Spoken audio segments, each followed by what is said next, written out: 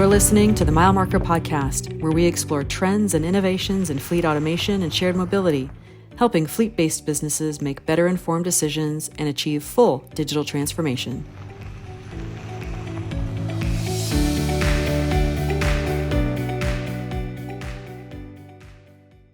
Welcome, everyone, to another episode of the Mile Marker Podcast. My name is Angela Simoes, and I am here with my esteemed co-host, Mark Thomas, EVP of Strategic Alliances at RideSell. How you doing, Mark? Doing great. Thanks. Nice to be here. Great. Today's guest is Trent Gifford, serial entrepreneur and founder and CEO of the Independent Car Rental Association. So Trent has spent his career helping businesses, SaaS startups, and nonprofit associations grow successfully into new markets or expand share in existing markets by developing sales channels and teams using proven coaching and mentoring techniques and strategies. Welcome, Trent. Thank you. Glad to be here. Well, I'm personally really excited about today's conversation. One, because it's really our first dedicated conversation to rental. So, I mean, rental has come up in other conversations, but we're here specifically to talk about rental. But also, two, it's not the typical rental market that I think most people think about. I think if you say rental companies, car rental companies, Enterprise, Avis, Hertz, all those guys come to mind. And so that's not who we're talking about today. We're talking about small, independent car rental companies and what that world looks like, you know, the challenges and opportunities they face, et cetera. So let's start by having you give our listeners a bit of your background and really what led you to create the ICRA. Great. Well, thank you for that. My background is in technology. I've been building technology businesses from the ground up for many years. And actually, when COVID hit, I actually lost my job as a vice president general manager of an association management software company. And when that happened, at the same time became the rise of what we call peer-to-peer, right?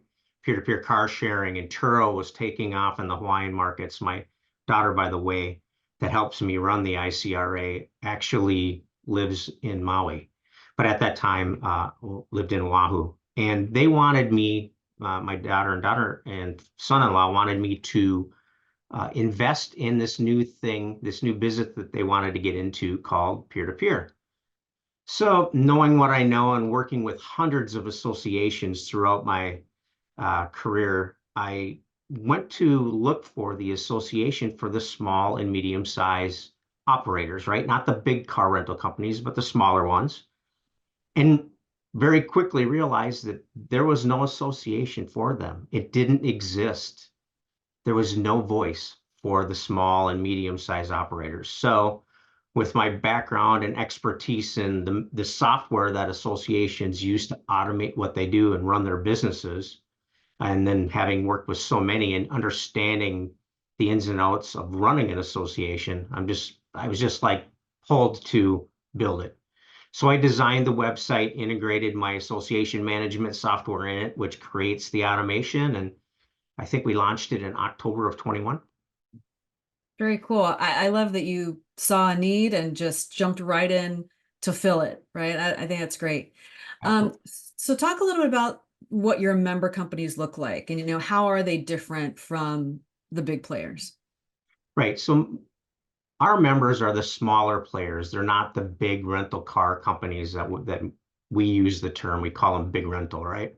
So we're the smaller players and up to the mid-sized players, smaller mid-sized players. So basically it's really defined kind of as private rental operators or peer-to-peer platform users that are using a peer-to-peer solution such as Turo, for example, or Get Around, Hire Car, that have less than 100 vehicles. If they have more than 100 vehicles, they're probably more in the realm of the big rental space. And there is an association for that group. But again, I created the one for the smaller. There's a lot of people out there that are doing this and really had no voice. And on this show, we talk about all the time, you know, how things are changing so rapidly in automotive and transportation. So electrification, autonomy, AI, all those things. How are your member companies coping with that change? I mean, are these things even on their radar, or are they just like, listen, I I have a business to run and I'm just looking to, survive here. So, what kind of conversations do you have with your member companies around those topics? Yeah, no, it's a great question.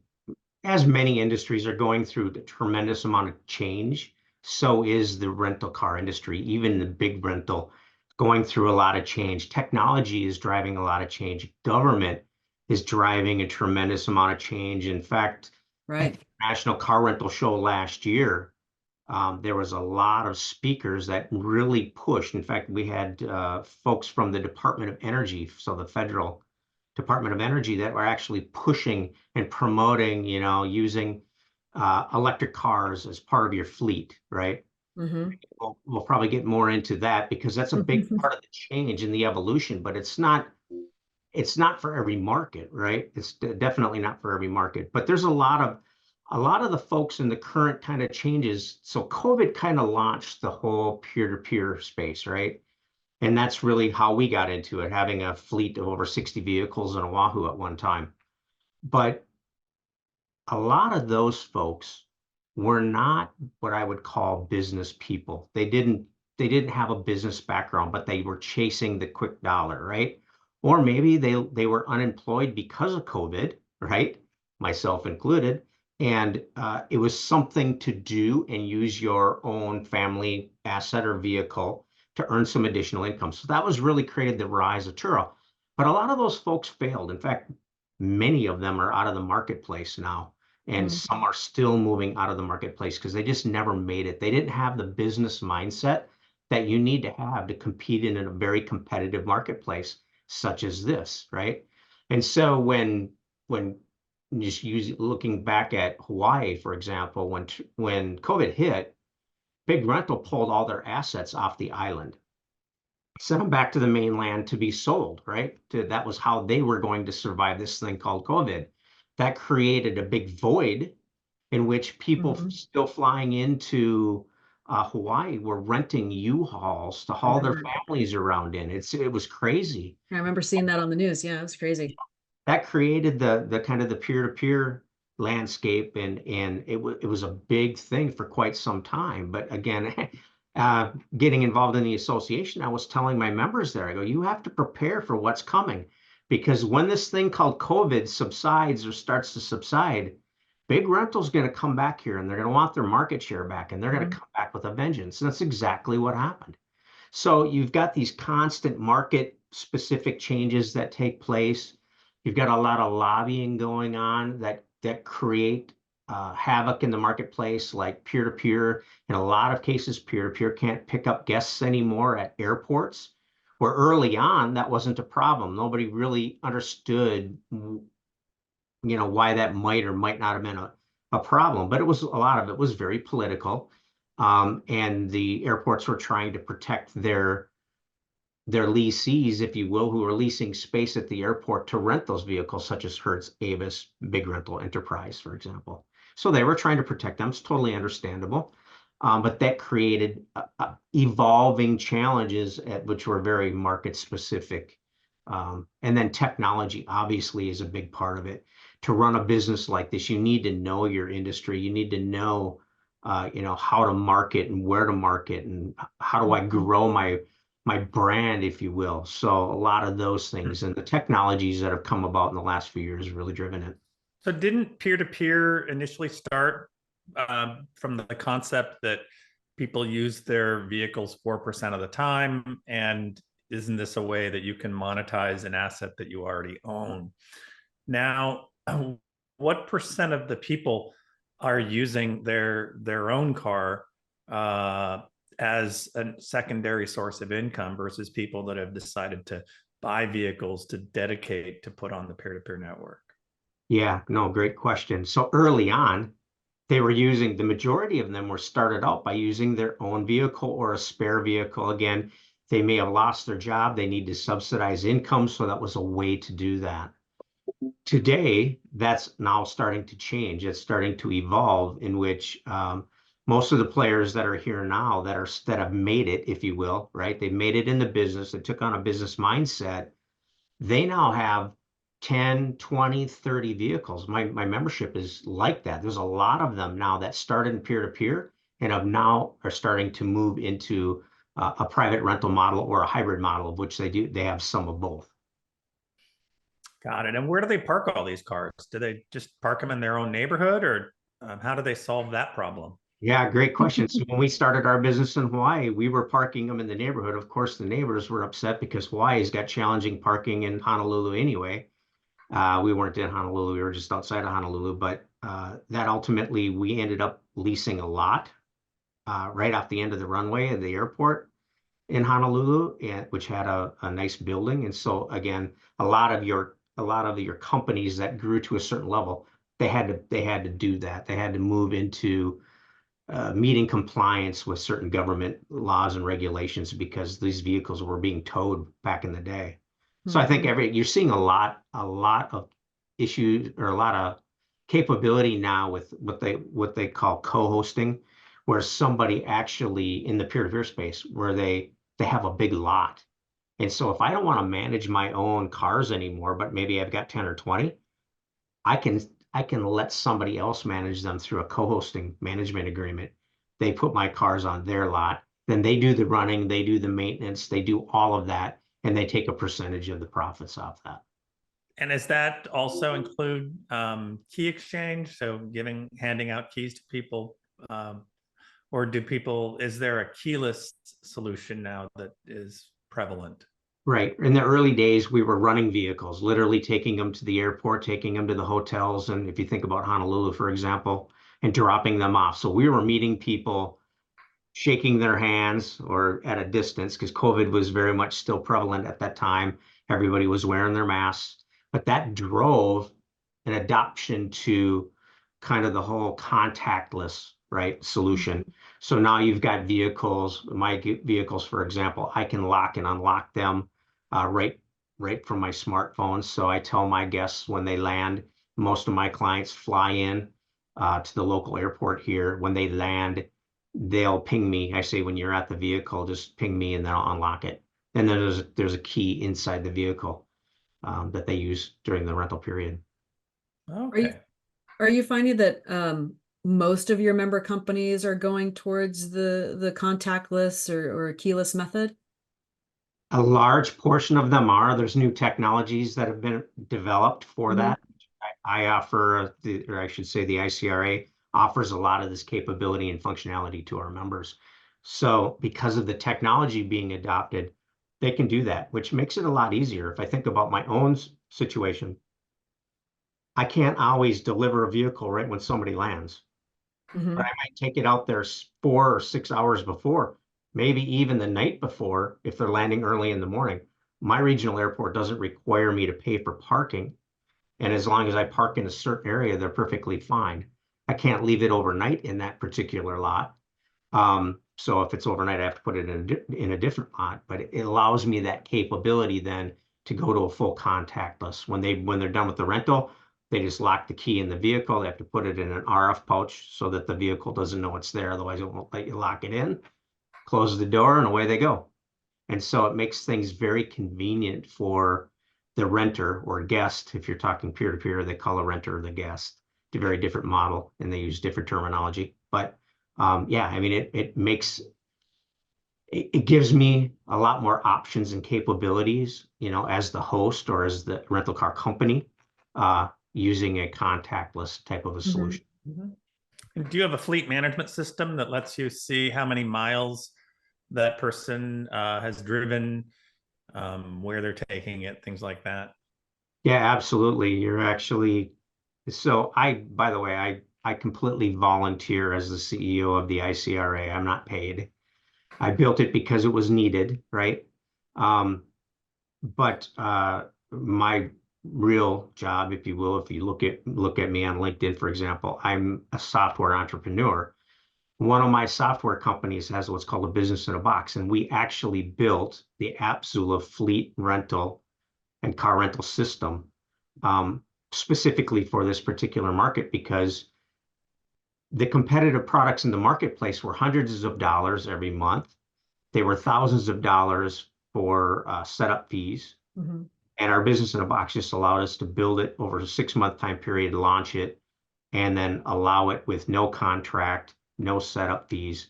And when people sign up, they can literally build it includes their front end website. So it's the whole booking and billing website system, but it also manages the fleet. It gets the data feed from the GPS tracking solution, which provides you real-time fuel level and real-time mileage. They can see their whole fleet on a map. All of those things are all part of that system. So, and they get it for, as a member of the ICRA, they get it for $79 a month per member, not per vehicle. So they can have as many vehicles as they want on it. It's very cheap. And does it require aftermarket hardware? The GPS solution would be, yeah. Okay. Our GPS solution is under $20 a month, and it includes the hardware. That's great. Yeah. The reason I asked about if most of your companies were moving towards a keyless is because if I think about the last 3 or 4 times that I rented a car, this past weekend being one of them, they were not keyless, and it's the bigger companies that I'm renting through. And so just kind of hearing you talk, it seems like on the smaller rental side or a smaller company rental side, you may get maybe a better experience or maybe even a more personalized experience in some ways, right? Yeah. So I'm curious too. You mentioned that after COVID, the big guys were going to come in and want their market share back, and we are post-COVID. So how is that playing out? And where are the smaller rental companies seeing more opportunity if, for example, in big cities, that's not a place where they can really be competitive, right? As far as the number of cars available. But clearly if they're growing, there's a need somewhere. So talk about where they are filling a need and seeing opportunity.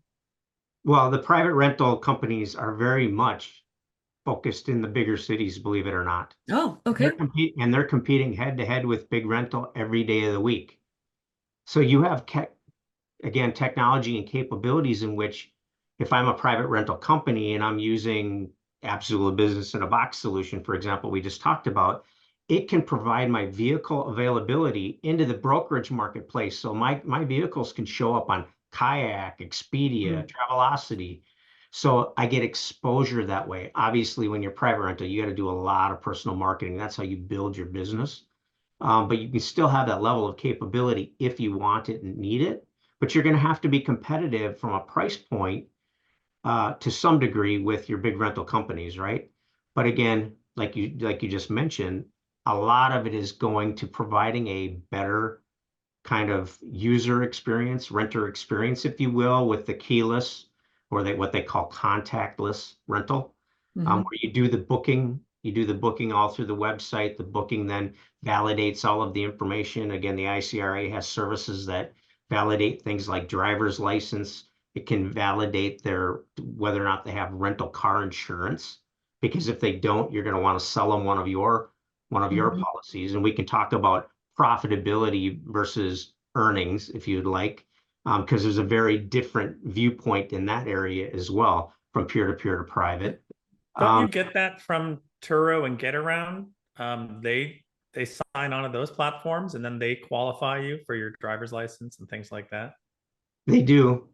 I can tell you that, well, I've used both Turo and Getaround.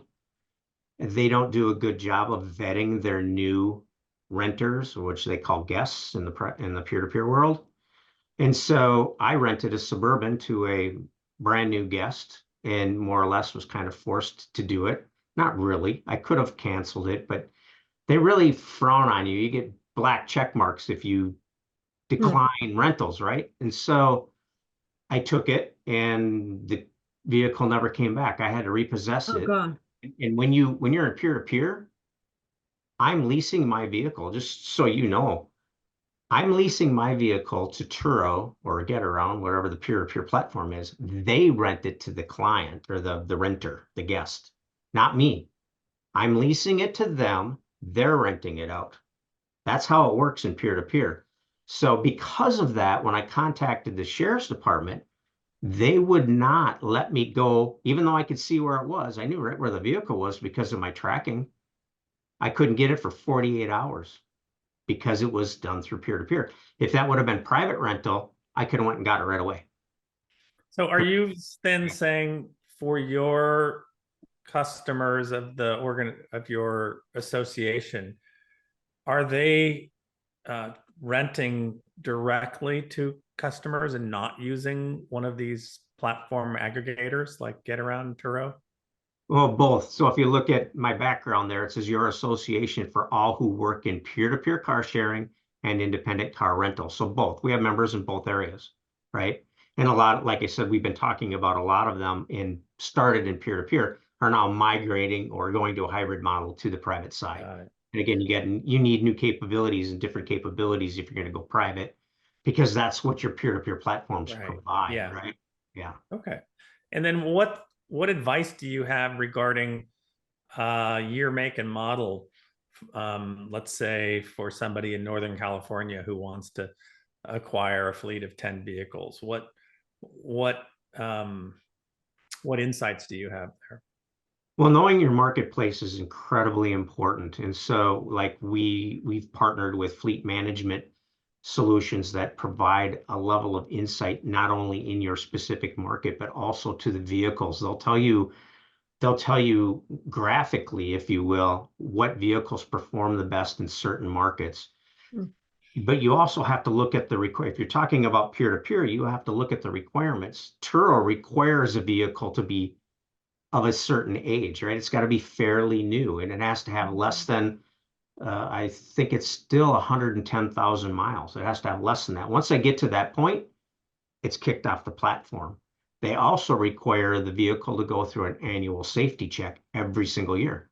I've got a brand new Pathfinder. It's got 7,000 miles on it, and it has to go through a safety check, which is kind of funny because it's still a brand new vehicle, but that's what they require. It's kicked off until I get the safety check done. So you've got certain things that you have to consider, but no, they're typically you're looking at the particular market. So if you're in Denver, you need four-wheel drive or all-wheel drive vehicles, because a lot of people flying into that marketplace, what are they doing? They're going into the mountains, skiing or whatever. They want and need the capabilities, right? So your economy cars aren't really big market capabilities there from a rental perspective. You go to Hawaii, believe it or not, Teslas do really well in Hawaii. A lot of people that have never, me in particular, I've never rented an electric car before. Someday I will, just because I've never experienced one on my own. I would never own one or have one in my fleet here in Minnesota because the battery charging capabilities is severely, yeah, the cold has a major impact on whether or not that vehicle is going to work. And it would probably cause me more headaches than it would be worth in this market. But in Hawaii, people love them. There was a lot of demand early for Teslas, and there's still a lot of Teslas in that market available on the peer-to-peer side. But again, those people are flying in, they're on vacation. Why not try something new? So the whole concept of some of the marketing campaigns from Turo, for instance, where find a car that meets your unique identity, get a VW Eurovan, not a classic minivan category from that. Do you recommend trying to build more of a unique fleet and unique brand? Not necessarily. I would recommend, if you're looking at profitability, which is what I push to our members, is don't necessarily just look at earnings. Turo pushes earnings, how many bookings you get and how many earnings dollars did you make. But if those earning dollars aren't profitable, you're going backwards, right? And they're the ones benefiting. Turo's the one benefiting off of your asset losing money. You don't want to do that. Again, you need to know your market. And so, like I said, if you're in Denver, you're going to have Jeeps, four-door Jeep Wranglers with ski racks and again, all of that kind of stuff. We can talk about upsell and growing profitability. There's a whole nother area of conversation. Very, very important to know what you can sell, what you should be selling in your particular market, but that includes the vehicles as well. And then also, when do I move this vehicle? If you've got good software, which exists today, it'll look at your earnings over time for that particular vehicle, and it'll compare it to the maintenance costs of that vehicle, because all of that data goes in there. It's connected within our Abzula system, for example. And so now it can bring forth where you cross that threshold in which you're no longer profitable for that vehicle, time to move that vehicle before it gets too many miles and then it goes the other way, right? Where you're starting to lose money. So it'll actually, this types of software will actually give you that level of capability and understanding. Again, big rental has always had this, or has had it for a long, long time. Now your smaller and mid-sized players have this level of capability. It's important to running a good business. I think that's really important to bring up. And I think that's also something that you're going to be talking about at an upcoming event, correct? Where That's you'll be, answering these tough questions for the smaller rental companies. How do I stay competitive? How do I become profitable? So that was one area that having access to the right technology. What are some of the other ways that you'll be sharing with the audience about how a smaller rental company can stay competitive? Yeah, so again, marketing, obviously, we'll be talking about that, upselling things like roadside assistance, Mhm. insurance collision waivers, right? When they don't have rental car coverage. Those are all automatic things that you can increase your per rental earnings, which increase your per rental profits, right? Because that's typically money directly to your bottom line on a per rental basis. We teach them about and talk about things like looking at your fleet as a whole, like everybody does. Turo will really push it that way, but also looking at it's very important to understand it on a per vehicle basis, right? And so, what do you need to do to drive a adaptability or adaptability in the rental car space for certain vehicles that might not be performing to the optimum level that you want to? What does it take to do that? We'll talk about things like that, right? And the event that you're talking about is the International Car Rental Show in Las Vegas coming up in mid-April, and it's Mhm. every year in Mhm. April in Las Vegas. So yeah, it's a great place for anybody that might be watching this podcast to go network with people that are in this industry and learn from them, Mhm. some of the other experts that are out there. So What we are. about trim levels, Trent? Is leather get its money's worth? Can you just go base level? What do people want? Depends on the marketplace again. So if you're looking at uh, economy cars, base level stuff, because again, it's about the price point.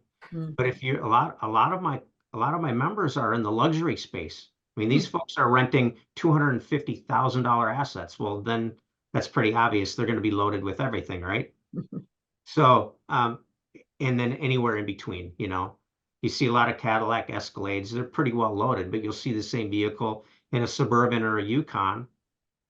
It's going to get $20, $30 less per day, but it doesn't have to then have that level of trim, and it can compete with an Escalade, and you'll get the lower end buyer that still needs a 7 or 8 passenger vehicle, big vehicle to haul cargo and their family, but they don't necessarily care whether or not it has leather seats, right? Or heated seats in Florida. Right. Well, so we are coming up on our time, so just a couple more questions. Um, clearly, it seems there's a opportunity and room to grow for the smaller rental players. So, I imagine if someone is thinking about transitioning from a peer-to-peer and getting into a private rental, that's something that you would say, "Hey, go for it," because there's lots of opportunity. It's not purely dominated by the big players. Yeah, absolutely. In fact, we really tell them I do not advocate for making the leap with both feet, right? Mm. If you're peer to peer and let's say you've got 20 vehicles or even 10 vehicles, take 2 or 3 of those vehicles and put them in private, right? Which means you're going to have a booking and billing website immediately to take your bookings and then start driving, do your personal marketing. We teach them how to do that, what you need to look for there, all of those types of things, and get a feel for it, and then adjust your business plan to your market. And then as you start to see the profitability that so many of them are talking about now, people that are moving from peer to peer to private are saying they're much more profitable in private. Well, there's a reason for that. Number one, I'm not giving 25% to Turo, right? Mm. So, but again, there's additional costs for that Right. to be private. So you have to understand all that. So start small, get your feet wet, grow and adapt, and then add more vehicles. And maybe at some point you don't have any left on Turo. You're now fully prepped, right? Take your time, do it right. No rush. That's great. Great advice. And so, things do change so quickly, as we've talked about on this podcast many, many times before. How do you see things evolving for the independent car rental company, even in the next 2 or 3 years? Yeah, absolutely. I think technology is going to continue to evolve, which is going to create great opportunities for the whole industry as a whole. I also see government potentially as something to keep the radar, on for is government's involvement in driving some of the things like I've seen with the electric cars.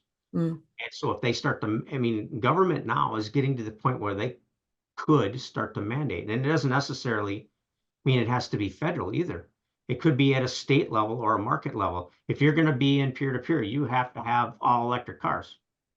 You could potentially, I mm, say potentially, and I underline that word, see something like that at some point because they're pushing an agenda. So again, if you go private, you don't have to listen to some of that stuff unless it becomes a legal issue because government mandates that certain things. right. So always something to consider. Hmm. Um, Or be prepared to move all your electric fleet to a warm state. right. Which you have co-hosting capabilities to do it literally immediately, right? At least to get you going and keep those vehicles renting. Very cool. Really great conversation. Thank you, Trent. Absolutely. Let's end things with a fun lightning round, shall we? Sure. All right. 5 quick questions, and just could be a couple word answers. You don't have to make a long explanation. Anyway, here we go. What was your dream car when you were a kid? Oh, you're touching my heart. So I restore old classic and muscle cars. So my Oh, dream car, yeah. So my dream car when I was in high school, my best friend had a '69 Camaro SS. nice. I always wanted them, always wanted one. And I specifically wanted an RSSS big block or a Z28, a little bit more sought after, not so much mainstream. And I did end up acquiring one somewhere around 2005, worked on it for about 5 years. And so, that car now is worth a ton of money. Um, and a lot of fun to drive. Very, very fun to drive. But I also have old classic cars that I restored with my father. He's got a '48 Merc Coupe. And then we have a '40 Chevrolet pickup with it's burnt orange with ghost flames. It literally wins Cool. every show we take it to, it I was gonna wins. say someone goes to a lot of shows, car shows. You Oh, won. yeah, yeah. That's awesome. So yeah, no, it's fun, and I enjoy working on them. As you get older, my dad doesn't want to work on them anymore. It's too hard to get in and out of a vehicle or up from Or underneath. from underneath. Yeah, I get it. Oh, that's me. He sends me down there. Got it. All right. Do you or would you ever drive electric? Yeah, I mentioned it earlier. I Yeah. would love I Mhm. would love to try one.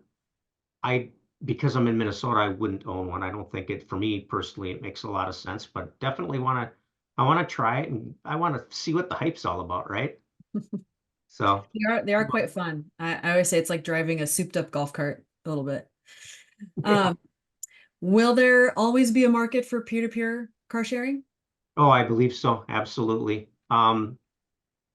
I think it will evolve. We've been talking a lot about that, a lot of evolution. So we'll see where all of that goes. We'll see what legislation does to it as well over time. The things like how you can't go to an airport, the things that limit your ability to be successful there become a burden for those folks, and some people may not want to. But I think it'll be here for quite a while.